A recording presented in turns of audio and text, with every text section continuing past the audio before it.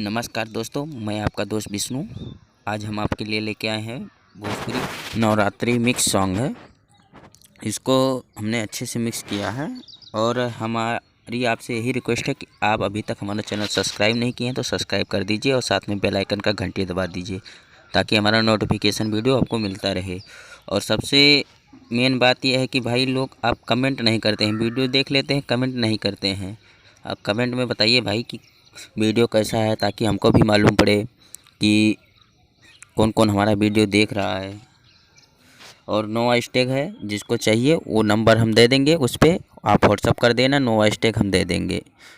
और वीडियो पूरा देखना, पासवर्ड लगा है वीडियो में, हो सकता है नो हैश का पासवर्ड आपको मिल जाए, तो वीडियो पूरा देखिए। चलिए आइए हम गाना सुनाते हैं आपको, ठीक है? ओके। जिसने भी ये सोचा कि मैं डर गया, वो साला अभी भी अपने घर गया।